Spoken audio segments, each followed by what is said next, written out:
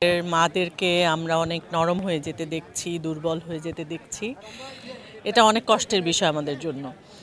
যে মা একটা সময় দাপটের সাথে আমাদেরকে শাসন করেছে, আমাদের পেছনে লেগে থেকেছে সারাক্ষণ, সেই মা এখন নরম সরম কোনো কিছুই রিয়াকশন দেয় না বা আমাদের উপর ডিপেন্ড করে, এটা দেখতে আসলে খুব ভালো লাগে না। তো এবারের মা দিবসে মাকে বলবো যেন সুস্থ থাকে, আরও অনেক অনেক দিন আমাদের সাথে থাকে, এটাই আমার চাওয়া। নিজে একটা মা, তো এই মায়ের জায়গাগুলো আসলে ফিল কেমন হয়?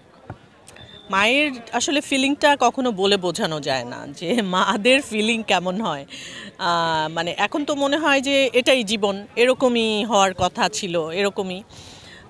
মানে পৃথিবী একদিকে আর মনে হয় যে আমার সন্তানরা আরেক দিকে, মানে সব কিছুর ঊর্ধ্বে এই জায়গাটা। মানে কোনো কিছুর সাথে এর কম্প্যারিজম হয় না। ছোটবেলায় আপনি যে বয়সে ছিলেন বা যে সময়টা ছিল, সেই সময় আমাদের মায়েদের সাথে যে সম্পর্কটা আর এখনকার এসে মায়েদের সন্তানদের যে সম্পর্কটা, এটা কীভাবে? আমার কাছে যেটা মনে হয় কি, আমি আসলে সবারটা তো বলতে পারবো না, তবে আমারটা বলতে পারবো। আমার সাথে আমার মায়ের যে সম্পর্কটা, মানে এত ক্লোজ সম্পর্ক ছিল না, বেশি শাসনের ছিল। কারণ আমার মা জব করতেন। আমরা যেমন হয় না যে ফিলিংগুলো কখনো শেয়ার করতে পারতাম না, যে আমার মন খারাপ, আমার ভালো লাগছে না, আমার ইচ্ছে করছে না। বিষয়টা এরকম ছিল, ভালো লাগছে না আবার কি, মানে ভালো লাগছে না মানে একটা চর, আর মন খারাপ আবার কি আরেকটা চর, বিষয়টা এরকম ছিল। আর আমাদের কিন্তু বিষয়টা অন্যরকম। আমরা আমাদের বাচ্চার ভালো লাগছে না, কেন ভালো লাগছে না, কি করলে তার ভালো লাগবে, বা তার মন খারাপ কেন, মন খারাপ তার ফেস দেখে যখন আমার মনে হয় যে আমার বাচ্চাটা আপসেট, তখন কিন্তু সারাক্ষণ আমরা চেষ্টা করি যে ওকে কিভাবে চেয়ার আপ করা যায় বা কি কারণে ও আপসেট আছে সেই বিষয়টাকে বের করার। সো আমার কাছে মনে হয় যে এটা এক ধরনের ডিফারেন্স এখন আপনার আম্মা তো এখনো আছে। আছে, ছোটবেলায় আলহামদুলিল্লাহ। কি কোনো স্মৃতি আছে যেটা সব সময় মনে পড়ে বা সন্তানদেরকে বলেন আপনার স্মৃতি মায়ের সাথে? আসলে যেটা হয় কি, মানে মায়েদের সাথে তো অনেক ভালো কিছুই থাকে, কিন্তু আমরা তো আসলে পৃথিবীতে কেউ ভালো কিছু মনে রাখি না।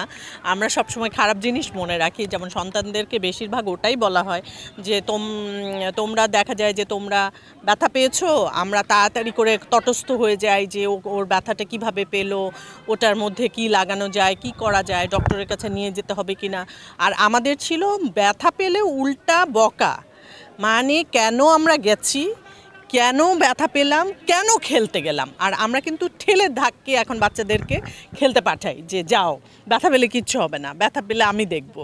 কিন্তু আমাদেরটা আসলে উল্টা ছিল, আমরা যেতে চাইতাম, বাবা মারা বলতো যে না যাওয়ার দরকার নাই, ব্যথা পেলে তো আরও বকা যে গেছো কেন, এরকম একটা ব্যাপার। হ্যাঁ, এই জিনিসটা আমরা সবসময় বাচ্চাদেরকে আমাদের বলা হয়। আর আরেকটা জিনিস মনে হয় যে আমাদের বাবা মায়ের সামর্থ্য অনেক কম ছিল, যে তারা যেটা হতো যে আমরা এখন অনেক কিছু বাচ্চাদের জন্য করার চেষ্টা করি, আমাদের বাবা মার সামর্থ্য এত ছিল না যে তারা এগুলো করতে পারতো না। আমাদের যেমন বাচ্চারা হঠাৎ করে বলবে যে একটু বাইরে খেতে চাচ্ছে, বা আমাদের বাচ্চাদের স্কুল ছুটি মানেই আমরা ফিল করি যে ওদেরকে কোথাও বেড়াতে নিয়ে যাওয়া দরকার, তাদের মানসিক বিকাশটা নিয়ে আমরা চিন্তা করি। কিন্তু আমাদের বাবা মারা আসলে আমাদের মানসিক বিকাশ নিয়ে এত চিন্তা করতো না।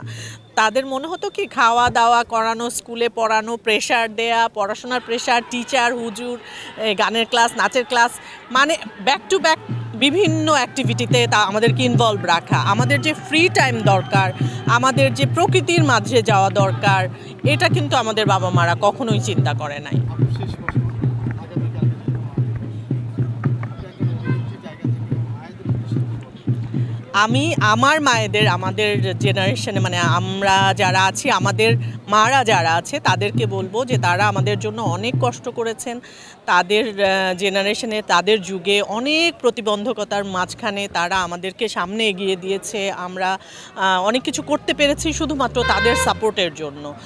আর আমার জেনারেশনের মাদেরকে বলবো যে আপনারা যারা আছেন, আপনারা আপনাদের সন্তানদের মানসিক বিকাশের কথাটা চিন্তা করবেন, তাদের সাইকোলজিটা চিন্তা করবেন। কারণ এখন অনেক রকম সাইবারের যুগে, আমাদের ইন্টারনেটের যুগে বাচ্চারা অনেক ডিরেল হয়ে যায়, অনেক রকম নেগেটিভ এফেক্ট পড়ে বাচ্চাদের উপরে। সো তাদের মানসিক বিকাশটা, তাদের ভেতরে কি চলছে, তাদের মনটা কীরকম আছে, সেটার খোঁজ খবরটা নেবেন, তাদের বন্ধু হওয়ার চেষ্টা করবেন।